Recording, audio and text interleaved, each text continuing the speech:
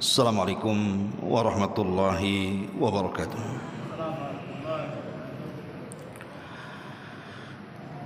Bihamdillahi wassalatu wassalamu ala rasulillah wa ala alihi wa sahbihi wa mawalah wa la hawla wa la quwwata illa billahi wa ba'du. Alhamdulillah, di malam ini kita bisa duduk kembali di majlis ilmu di Masjid Nidaul Ilmi. Salawat dan juga salam kita hadiahkan kepada Rasul kita Nabi besar Muhammad sallallahu alaihi wa ala alihi wasallam. Ma'asyiral muslimin yang dimuliakan Allah Subhanahu wa taala, tema di malam hari ini kita akan membahas tentang pentingnya istiqomah di permulaan tahun Hijriah. Ma'asyiral muslimin yang dimuliakan Allah Subhanahu wa taala, Anas bin Malik radhiyallahu anhu meriwayatkan sebuah hadis dari Nabi sallallahu alaihi wasallam, "Sayati alaikum zaman walladzi ba'dahu syarru minhu."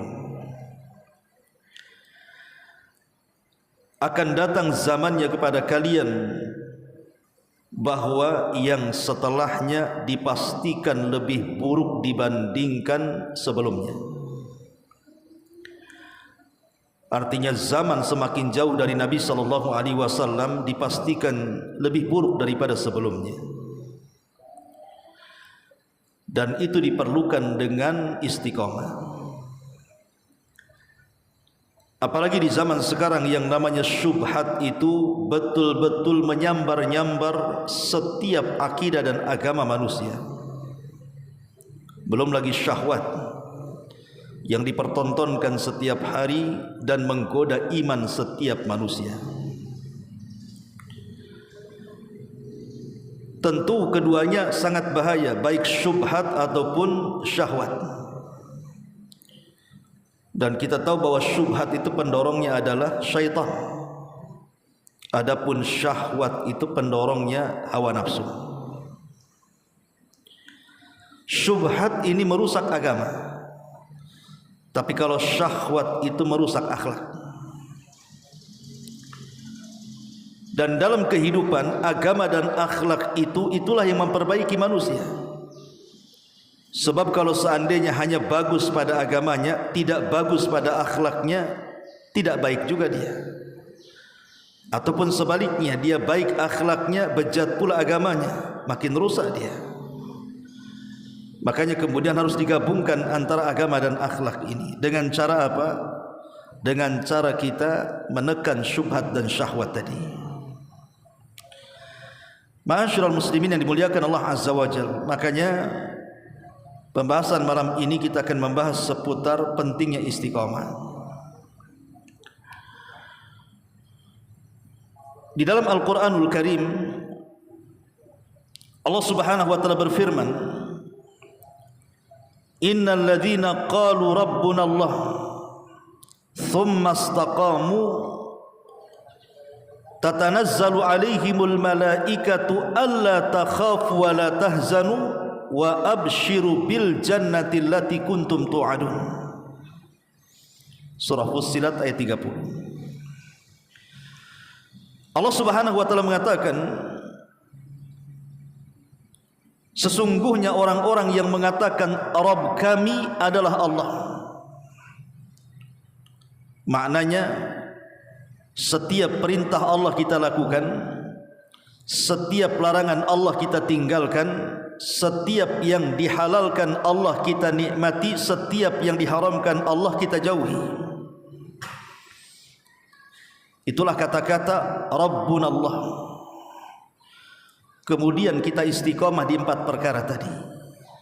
Menjauhi larangan, menjalankan perintah, menikmati yang dihalalkan, menjauhi yang diharamkan. Maka Allah Subhanahu wa taala katakan, tatanazzalu alaihimul malaikatu alla takhafu wa la tahzanu.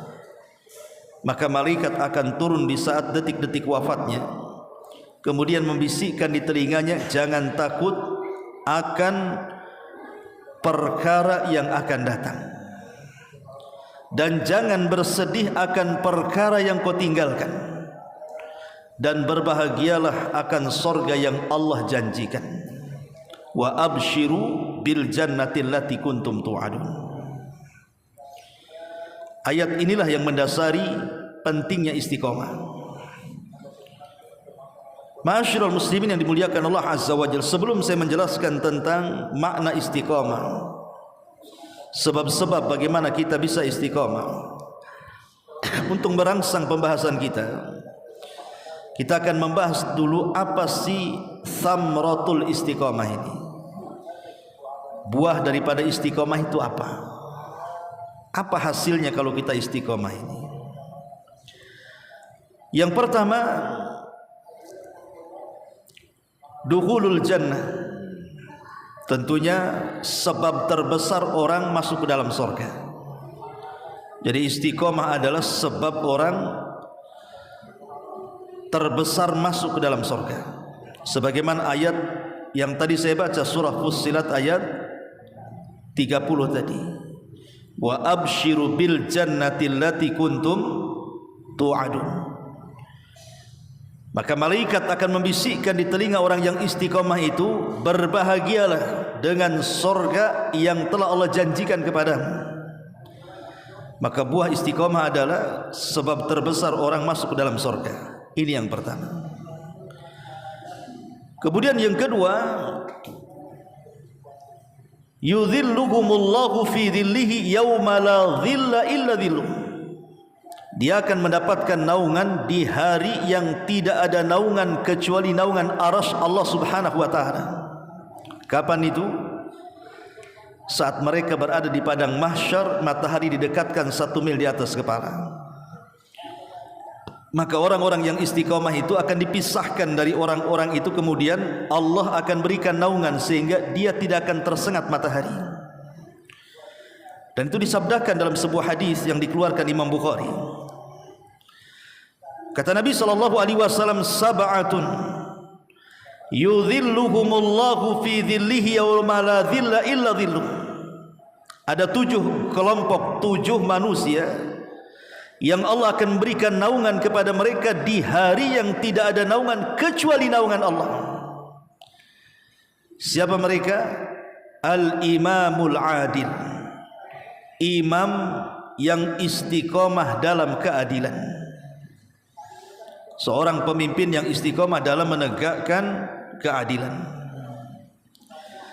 Yang kedua, wasyabun nasya fi ibadati rabbih, dan anak muda yang istiqomah tumbuh di atas ibadah kepada Rabbnya.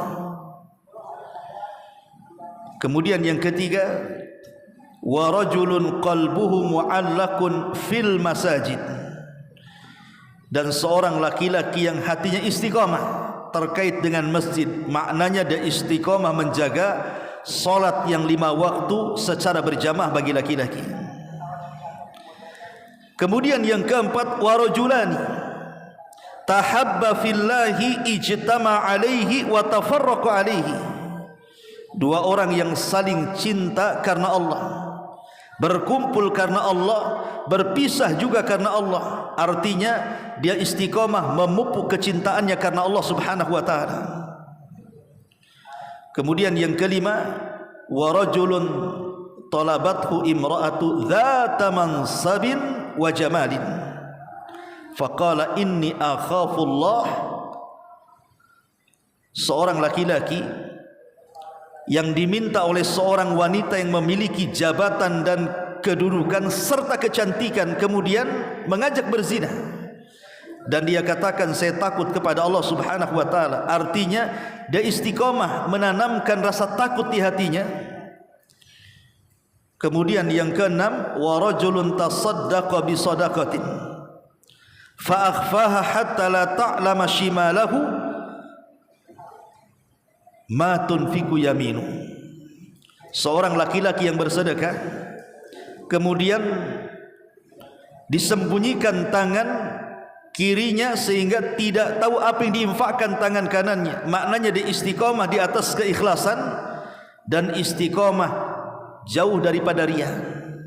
Dan yang terakhir, wa rajulun dzakarallaha khaliyan fafadat ainah, seorang laki-laki yang mengingat Allah dikala sendirian, akhirnya dia meneteskan air mata. Artinya orang yang istiqamah di atas keikhlasan. Jadi 7 orang ini mereka adalah manusia yang beristiqamah kepada Allah Subhanahu wa taala, maka balasannya mereka akan mendapatkan naungan di hari yang tidak ada naungan kecuali naungan Allah Subhanahu wa taala. Ini yang kedua.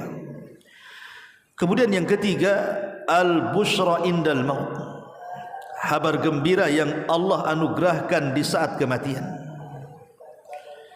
Sebagaimana ayat Fussilat ayat 30 tadi, di mana orang-orang yang istiqamah itu saat detik-detik wafatnya, malaikat akan turun dan membisikkan di telinganya, jangan takut, maksudnya takut akan perkara yang akan datang dari alam kubur, dari padang mahsyar, dari neraka. Jangan takut. Allah takhafu wala tahzanu, jangan sedih. Artinya jangan sedih apa yang kau tinggalkan. Dengan kematianmu kau tinggalkan anakmu, istrimu, suamimu, hartamu. Jangan sedih. Semua sudah dijaga oleh Allah Subhanahu wa taala. Jadi orang-orang yang istiqamah itu saat wafatnya akan mendapatkan kabar gembira dari Allah Subhanahu wa taala. Ini yang ketiga. Kemudian yang keempat, as-sabatu 'alad din. Orang yang istiqamah biasanya dia punya kemantapan dalam agama. Jadi orang yang istiqamah itu dia punya kemantapan dalam agama. Makanya satu hari Sufyan Ats-Tsaqafi radhiyallahu an bertanya kepada Rasulullah, "Hadithni bi amrin a'tasimu bihi ya Rasulullah." Ceritakan kepadaku dengan perkara yang aku bisa berpegang dengannya. Faqala Rasulullah sallallahu alaihi wasallam, "Qul Rabbi Allah tsumma istaqim." Katakan Rabbku Allah, istiqamah di situ. Kemudian yang kelima, orang yang istiqamah akan mendapatkan kehidupan yang indah di dunia. Sebelum akhirat, di dunia Allah berikan kehidupan yang baik.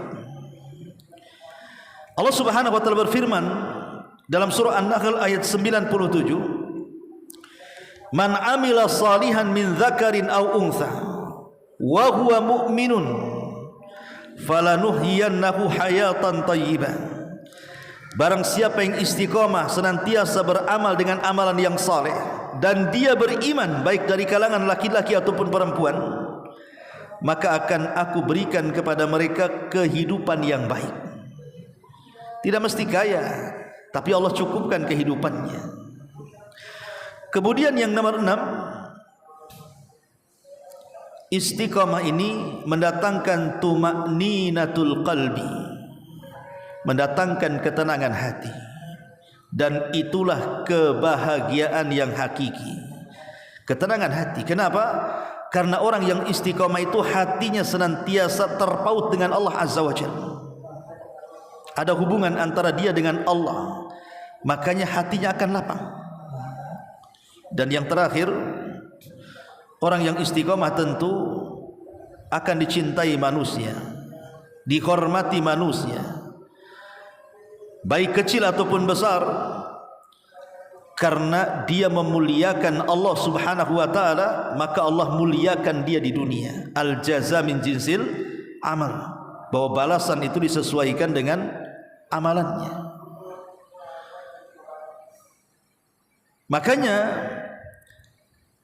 ketika kemudian Allah Subhanahu wa taala mencintai hamba-hamba yang istiqamah dalam sebuah ibadah, maka balasannya Allah Subhanahu wa taala akan memanggil malaikat Jibril. Kemudian akan Allah katakan kepada Jibril, "Wahai Jibril, aku mencintai si fulan, engkau harus cinta juga kepada si fulan." Maka Jibril pun mencintai orang yang dicintai Allah Subhanahu wa taala. Maka Jibril kemudian mengatakan kepada seluruh malaikat bawahannya dan mengatakan, "Ya malaikat Allah, innallaha ahabba fulanan faahibbuhu." wahai malaikat-malaikat Allah dimanapun kalian berada, Allah sudah mencintai si fulan, maka wajib kalian harus mencintainya. Maka semua malaikat mencintai orang yang dicintai Allah. Ketika semua malaikat mencintai orang yang dicintai Allah, maka Allah akan tanamkan kecintaan kepada penduduk bumi. Lihat bagaimana orang yang istiqamah, mereka akan dicintai manusia, dicintai malaikat. Lalu apa fungsinya? Kalau seandainya kita ini dicintai malaikat dan dicintai manusia, ya jelas besar fungsinya. Bukankah yang mencatat amalan kita para malaikat? Kalau malaikat senang dengan kita, tidak mungkin dia mencatat kecuali yang baik-baik. Tidak mungkin dia mencabut nyawa kita kecuali dengan cara yang baik, karena mereka sudah mencintai kita. Adapun manfaat manusia mencintai kita itu dalam bentuk rekomendasi bahwa kita ini orang baik. Dalam sebuah hadis Nabi SAW pernah bersabda kepada jenazah yang lewat di hadapan para sahabat. Lewat satu jenazah, semua manusia memuji dia. Kata Rasul, wajabat lahul jannah. Jenazah ini dipastikan masuk surga. Besoknya datang lagi jenazah, semua manusia mencaci maki dia. Kata Rasul, wajabat lahun nar. Ini jenazah yang kedua ini dipastikan masuk neraka katanya. Artinya bahwa persaksian manusia di dunia ini menjadikan kita masuk surga. Lah ini adalah buah daripada istiqamah, ikhwan. Ma'asyiral muslimin yang dimuliakan Allah Subhanahu wa taala. Dan banyak lagi buah-buah istiqamah ini. Lalu apa saja yang bisa mendorong kita ini supaya tetap istiqamah? Karena tadi yang namanya syubhat dan syahwat ini setiap hari menyambar-nyambar. Lihat saja sekarang lagi diviralkan dengan tokoh Banten yang namanya Mama Gufron itu. Orang yang sakti mandraguna, bisa bicara dengan bahasa semut, bahasa cacing, bahasa ikan, bahasa apa lagi? Bahasa hudhud. Ya. Kira-kira antum percaya enggak? Pamannya saya ambil bendera, saya Abu Mairo bicara dengan bendera. Saya enggak antum? Oh, bohong Abu Mairo, masa bicara dengan bendera? Ah, kita katakan si Gufron juga enggak percaya bicara dengan cacing. Karena kalimatnya sih itu saja kan. Seandainya cacing ketemu kecoa saja enggak nyambung tuh. Enggak mungkin komunikasi tuh. Ini antar binatang ya. Ini cacing ketemu kecoa, kira-kira ngobrol enggak? Enggak ngobrol. Karena satu binatang dengan binatang yang lain itu akan berbeda. Ya kecoa dengan sesama kecoanya, cacing dengan sesama cacingnya kan, nggak akan nyambung. Ayam ketemu kambing aja nggak nyambung. Ya. Jangankan binatang, antum saja, antum orang Jawa ketemu orang Flores, nyambung antum bahasanya? Nggak akan nyambung. Manusia saja yang beda bahasa nggak nyambung loh. Apalagi ini yang satu manusia, yang satu binatang pula, cemana nyambungnya? Maka dipastikan ini sebuah kedustaan dan ini syubhat namanya, ikhwan. Kenapa saya katakan syubhat? Karena diikuti orang banyak, bahkan santri-santrinya sebagian mereka bisa baca kitab pula, bahkan didukung oleh ormas besar dalam negara kita ini, dikawal pula kan begitu. Lah ini syubhat namanya. Orang kalau tidak punya akidah ikhwatul fiddin mungkin percaya saja, apalagi kemudian dikatakan dia wali kutub. Ya, ada seorang buya itu sampai mengatakan, jangan dikomentari Mama Gufron ini, karena anda ini tidak levelnya katanya. Tidak levelnya. Anda belum masuk dalam areal perwalian katanya. Wali apa? Wali murid atau apa? Ya, jelas-jelas dia ngomong di YouTube. Kalau dia ngomong tidak di YouTube dan tidak mengatasnamakan Islam, terserah dia. Tapi ketika dia kemudian bicara di YouTube, disebarluaskan dan ada syubhat penyimpangan, maka sudah sewajarnya kita angkat bicara. Kita harus meluruskan, karena bagaimanapun sudah melenceng dari akidah Islam begitu jauh sekali. Jauh, sangat jauh sekali. Bahkan bisa menjerumuskan kepada kekufuran. Ajaran Mama Gufron bisa sampai kepada kekufuran, ya. Karena itu setingkat lagi dia bisa ngaku bisa naik jadi nabi loh. Mama Gufron ini setingkat lagi itu bisa jadi nabi dia. Kenapa? Dia berguru 40 tahun sama Allah, bisa SMS sama Allah lagi, coba, bisa komunikasi dengan Allah, dia bisa mengintimidasi malaikat maut lagi. Ini kan luar biasa. Nabi aja tidak bisa mengintimidasi malaikat kan, dia bisa dia. Ini kan hebat namanya. Mungkar nakir aja bisa dia ngobrol sama dia. Ini syubhat, ikhwan. Belum lagi khurafat-khurafat yang datang dari sebagian oknum Habib. Ada sebagian oknum Habib itu mengarang-arang khurafat luar biasa, seolah-olah dia penjamin sorga.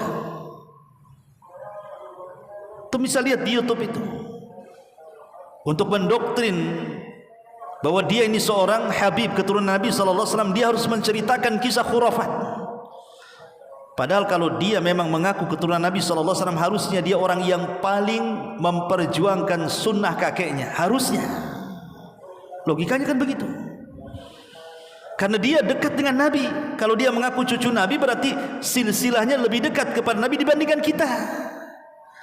Ketika lebih dekat dengan Nabi SAW, seharusnya dia lebih dekat dengan sunnah Rasul, memperjuangkan sunnah Rasul, membantah syubhat-syubhat dari perbuatan-perbuatan bid'ah dalam agama, dan begitu seterusnya. Harusnya mereka yang paling kencang di atas sunnah, karena nasabnya lebih dekat kan.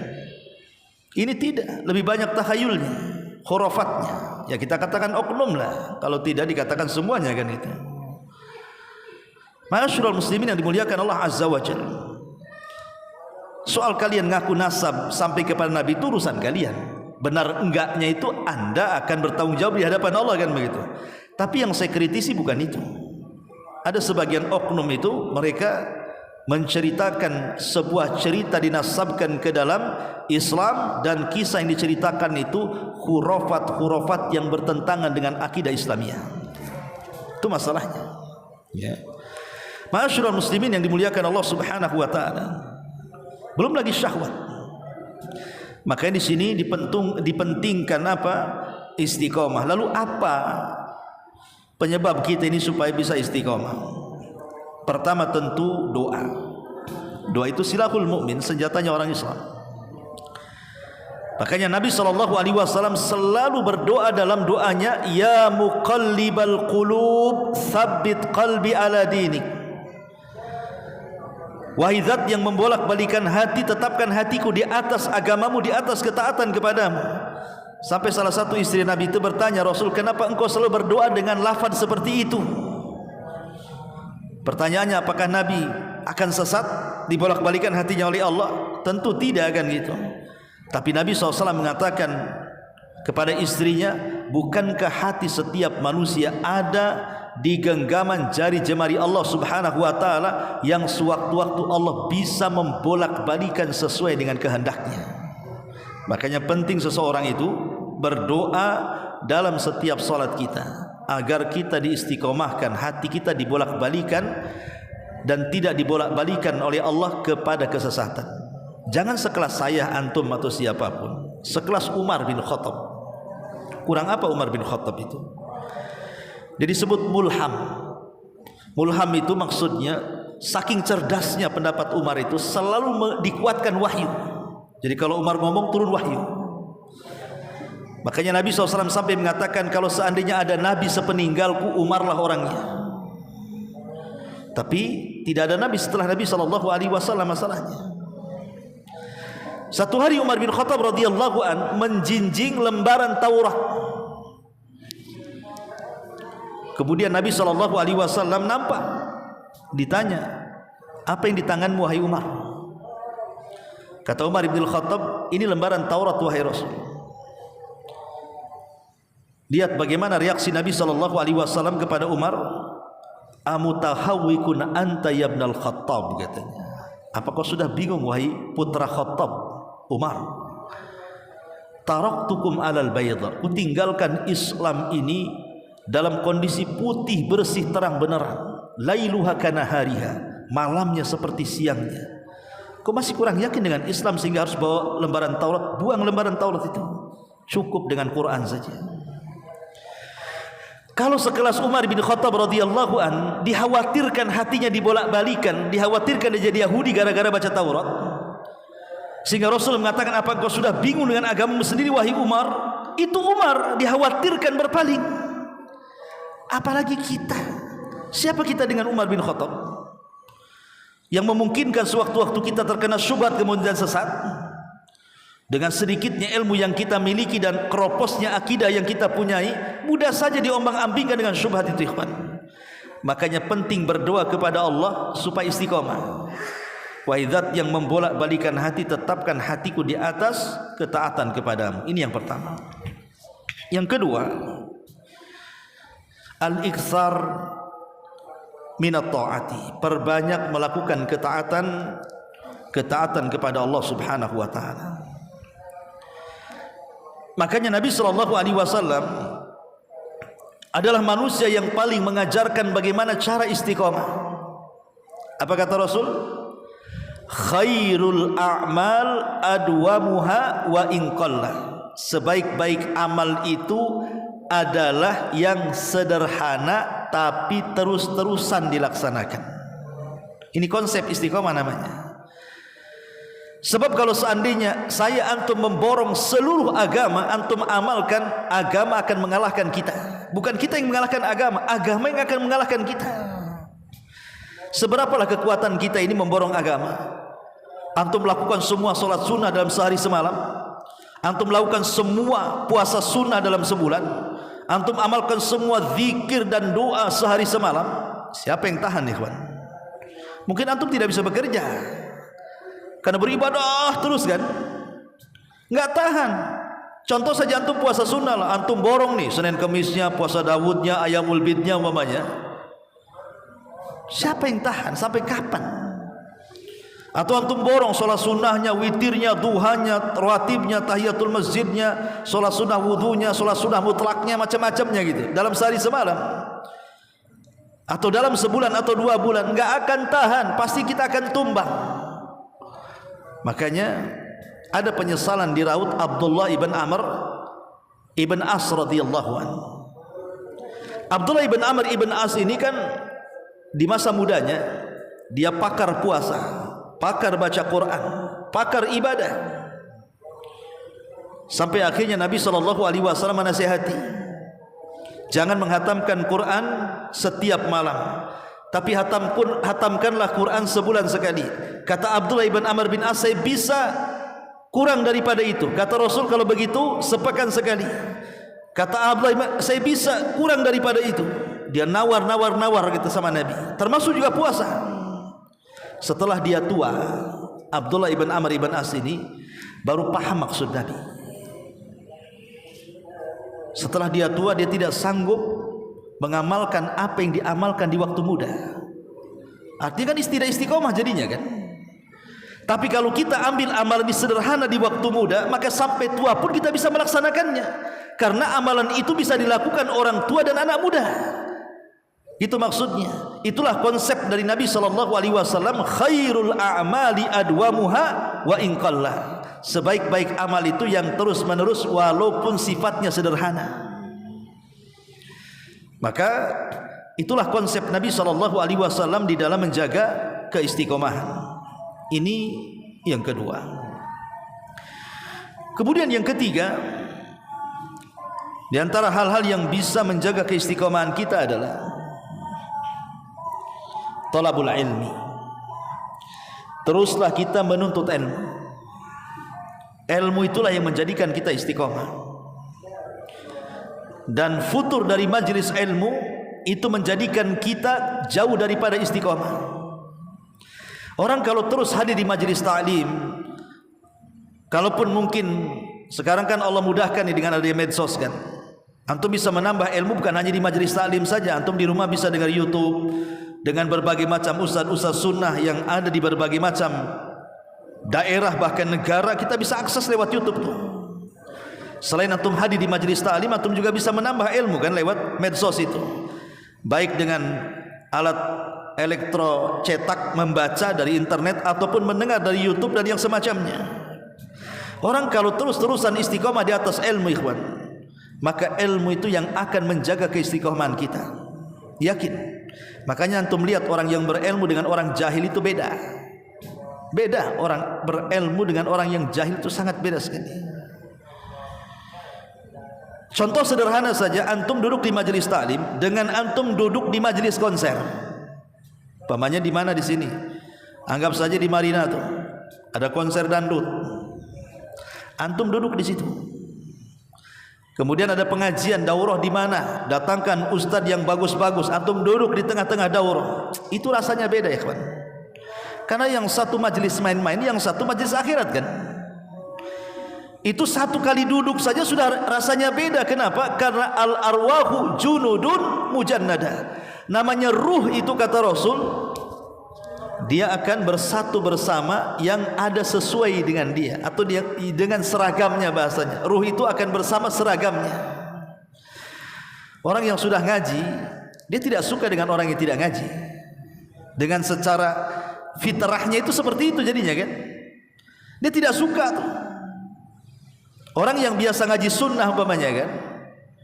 Jangan dengan orang yang tidak ngaji, dengan pengajian yang lain yang mungkin menyesatkan saja kita sudah tidak suka tuh. Sudah ada gitu ya. Karena ada hidayah di situ. Makanya thalabul ilmi itu jalan yang paling besar juga. Kita ini istiqomah. Kemudian yang keempat ini juga tidak kalah pentingnya adalah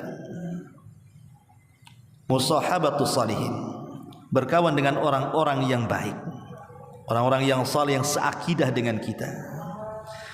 Sebab kalau antum berkawan dengan ahli bid'ah, dengan orang-orang yang sesat, dengan orang-orang yang mendakwakan dakwah yang menyimpang, lama-lama antum terpengaruh tuh. Makanya kenapa para ulama itu keras jangan duduk-duduk bersama mereka kan, orang-orang yang bersyubhat itu. Karena syubhat itu menyambar-nyambar masalahnya. Ingat kisah yang pernah saya ceritakan, Imran ibn Khittan, ulama ahli sunnah wal jamaah, pakar hadis dunia di zamannya, ulama salaf. Imran ibn Khittan ini, Imran ibn Khittan ini tertarik dengan seorang gadis sangat cantik. Dia putri daripada pamannya. Masalahnya satu keluarga pamannya itu berakidah Khawarij. Kawan-kawan Imran ibn Khittan sesama para ulama ini menasihati jangan kau nikah dengan dia karena keluarganya Khawarij. Apa kata Imran ibn Khittan? Enggak apa-apa. Kalau saya menikah dengan dia, aku akan tarik semuanya kepada ahli sunnah. Niatnya bagus kan? Dia merasa ujub dengan ilmunya. Menikahlah Imran ibn Khittan dengan gadis itu. Belakangan dia yang tertarik jadi Khawarij. Padahal ulama dunia. Lihat bagaimana syubhat itu menyambar-nyambar ya. Jangan lagi sekelas Imran ibn Khittan. Di zaman Rasul ada namanya, saya lupa namanya, pokoknya ujungnya Al-Unfuah. Aduh lupa nama. Tapi memang riwayatnya lemah sih, lemah riwayatnya. Tapi ini dicantumkan dalam kitab sejarah, kita ambil ibrahnya saja ya. Jadi dia itu adalah orang yang pernah menghatamkan bersama Rasul surah Al-Baqarah. Rajal ibn Unfuah, ayo saya ingat, Rajal ibn Unfuah. Tapi sekali lagi ini riwayatnya lemah ya. Kita ambil ibrah dari ceritanya saja. Jadi Rajal ibn Unfuah ini adalah seorang sahabat yang ikut bermajlis bersama Nabi dan menghatamkan surah Al-Baqarah di hadapan Nabi SAW. Di akhir-akhir sebelum wafat Nabi SAW terjadi fitnah, munculnya nabi-nabi palsu.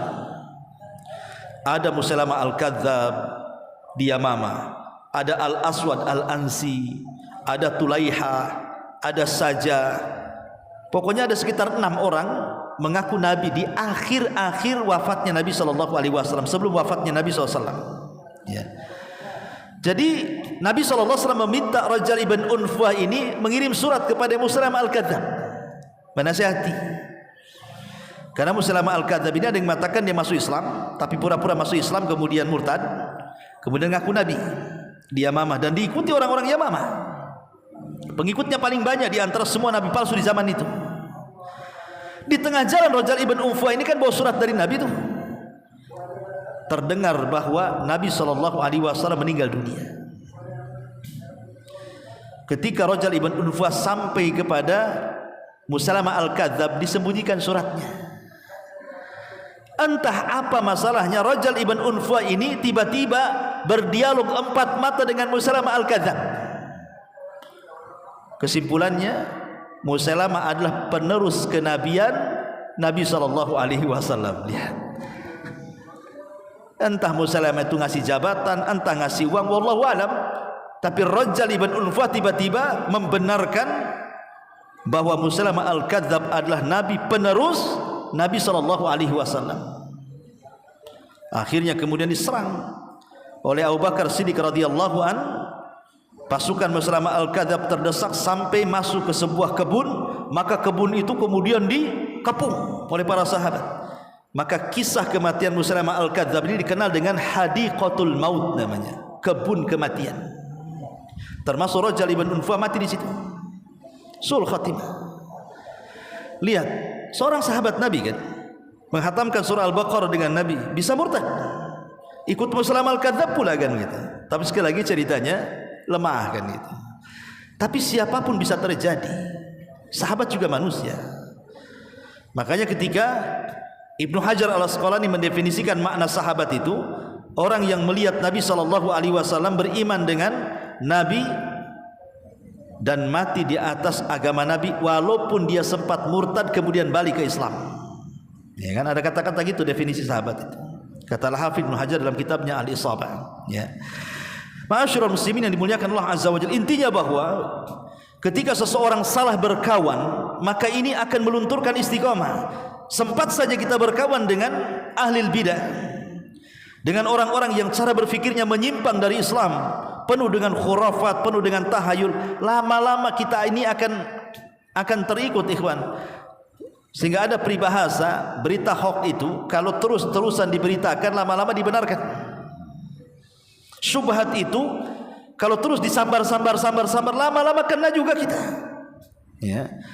Makanya jangan berkawan dengan orang-orang yang akidahnya rusak. Berkawanlah dengan orang-orang yang seakidah dengan kita. Karena hanya dengan itulah menyelamatkan istiqomah kita di hadapan Allah Subhanahu wa taala. Ini yang keempat. Yang kelima, ya. Juga di antara sebab istiqomah adalah idamatu qiraatil Quran bitadabburin wa khusyu'in, terus menerus membaca Quran dan tadabbur dengan Al-Quran. Jadi kalau bisa Quran itu bukan hanya sekedar dibaca, dihafal, tapi juga dipelajari. Karena fahmul hudud khairun min fahmil huruf. Apa kata ulama?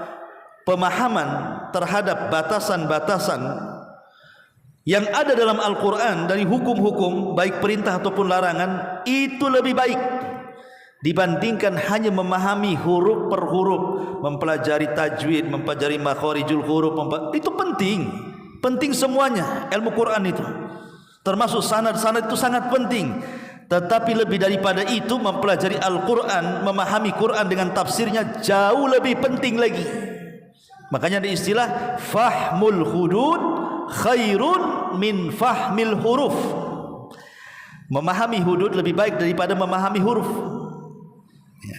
Jadi bukan hanya sekedar menghafal, mempelajari qiraah, tapi juga gali isi daripada Al-Quran. Karena itu inti Quran diturunkan untuk diamalkan, bukan hanya sekedar diibadahi bacaannya kan.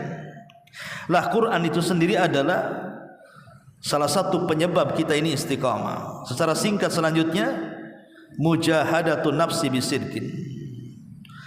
Mujahadatun nafsi, bersungguh-sungguh melawan hawa nafsu. Karena di antara yang menjadikan orang tidak istiqamah itu karena mengikuti hawa nafsunya. Maka melawan hawa nafsu itu salah satu jalan menuju istiqamah.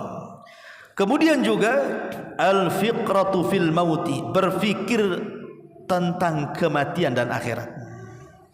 Orang kalau berfikir tentang kematian, bahwa ada kehidupan setelah kematian, ada hisab setelah kematian, ada mizan setelah kematian, ada pembagian catatan setelah kematian, ada titian setelah kematian, ada surga, ada neraka setelah kematian, tentu orang itu akan istiqomah, ikhwan. Karena semua akan ada pertanggungjawaban di situ. Ini kalau saya tidak baik, wah ini bahaya. Nanti akan dipertanggungjawabkan di hadapan Allah.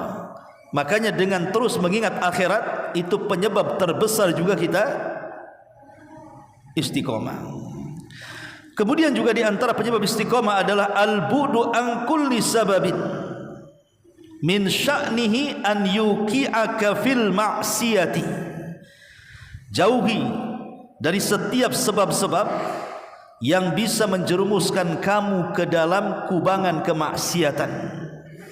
Karena maksiat ini yang menjadikan kita tidak istiqomah. Orang yang maksiat, ikhwan, umpamanya orang itu istiqomah awalnya, salatnya, majelis taklimnya, baca Qur'annya, kemudian mulai dia tertarik dengan satu maksiat. Maksiat ini melahirkan maksiat yang lain. Jangan salah, ikhwan, maksiat ini pasti ada turunannya. Orang kalau sudah bermaksiat satu kali pasti ingin dua kali. Kalau sudah bermaksiat dua kali pasti ingin tiga kali, ingin 4 kali, 5 kali, 100 kali, 1000 kali. Begitu. Maksiat itu ada turunannya. Karena maksiat itu kan lezat masalahnya. Lain dengan ketaatan kan gitu, berat gitu. Makanya untuk menaikkan iman itu lebih sulit dibandingkan menurunkan iman. Ibaratnya kalau antum naik gunung, itu kan agak sulit ya, ngos-ngosan. Tapi antum jegur dari gunung lebih mudah kan? Tuh lompat aja ya, dari gunung udah sampai ke bawah. Kalau orang jegur ke neraka itu lebih mudah, ikhwan. Enggak perlu sekolah untuk masuk neraka itu. Apa ada antum sekolah S1 S2 masuk neraka? Masuk neraka lu enggak perlu sekolah. Tapi masuk surga itu perlu sekolah. Perlu belajar, ada ilmunya. Makanya jangan sampai kemudian maksiat ini menjadikan penyebab hilangnya istiqomah.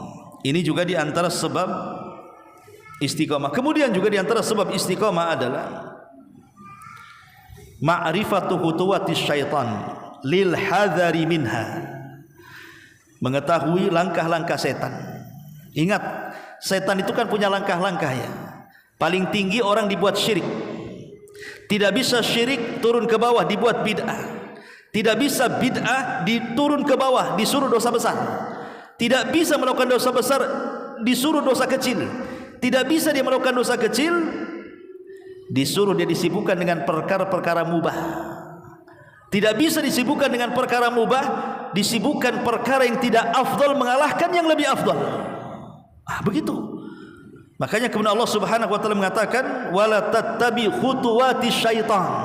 Jangan sampai kalian mengikuti langkah-langkah setan. Karena satu langkah setan antum ikuti, nanti terus langkah-langkah itu kita akan ada di belakangnya.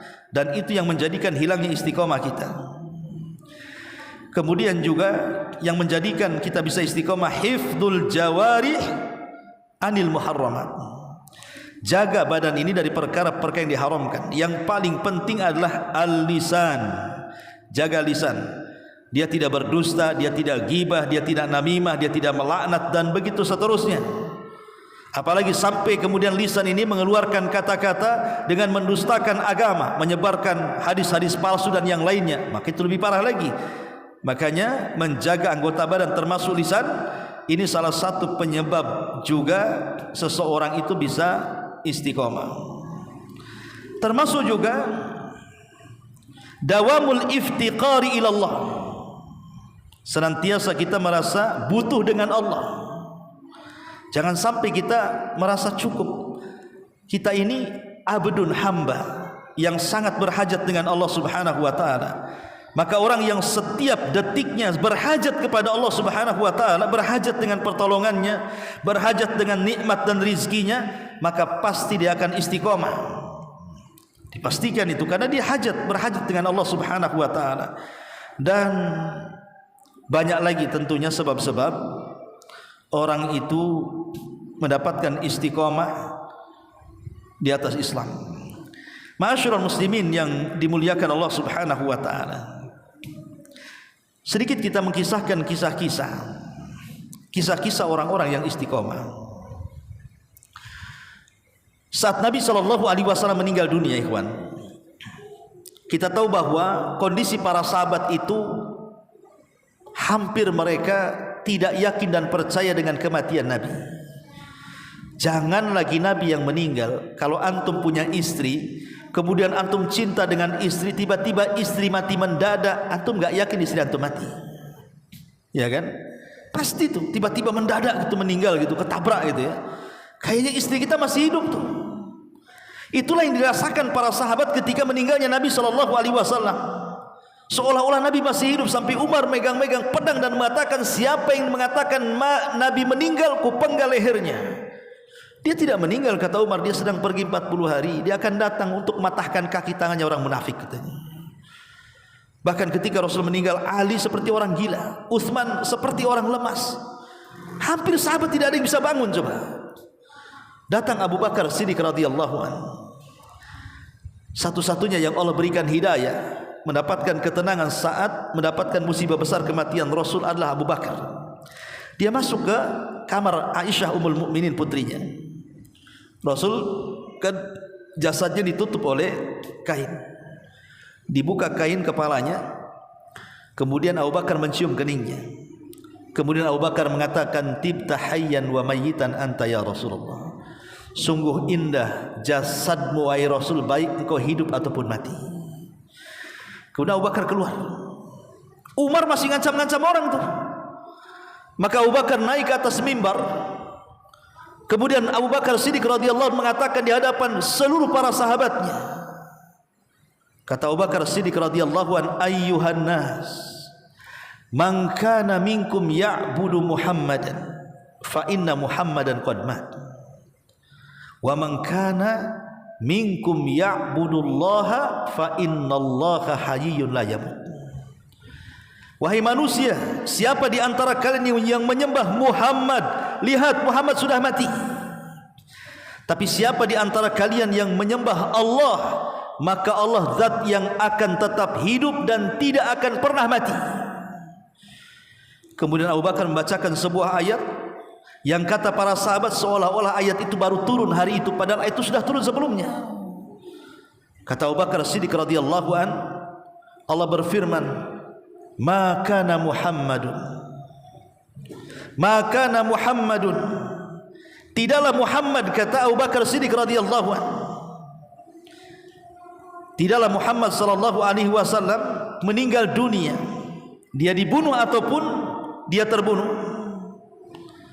Apakah kalau seandainya Muhammad ini mati terbunuh, kalian akan lari ke belakang punggung-punggung kalian?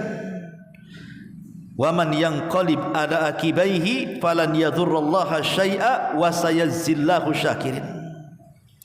Maka siapa yang berpaling dari agama Muhammad, maka tidak memadaratkan Allah sama sekali, karena Allah hanya akan membalas orang-orang yang senantiasa bersyukur kepadanya. Lihat bagaimana Abu Bakar menyadarkan dengan membaca ayat ini, dan Abu Bakar berusaha untuk membuat istiqomah di hadapan para sahabat. Kan hampir futur para sahabat. Macam mana Nabi mati, macam mana Rasul mati, katanya. Siapa yang akan membimbing kami, dan begitu seterusnya.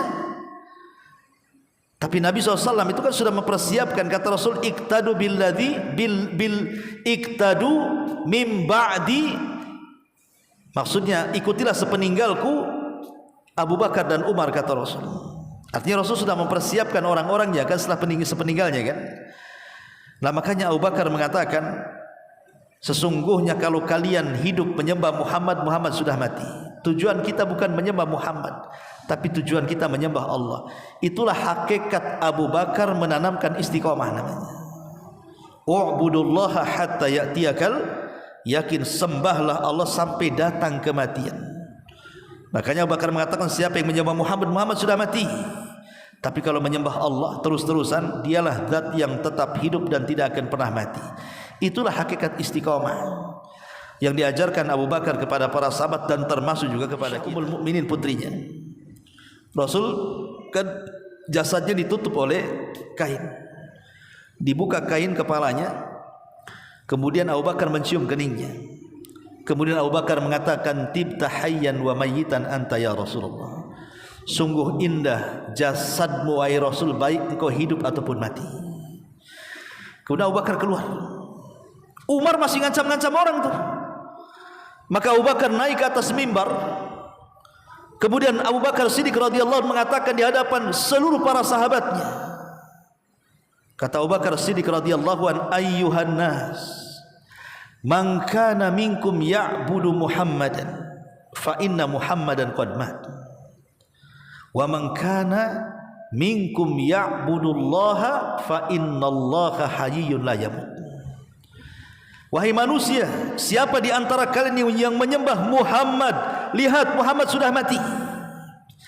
Tapi siapa di antara kalian yang menyembah Allah, maka Allah zat yang akan tetap hidup dan tidak akan pernah mati.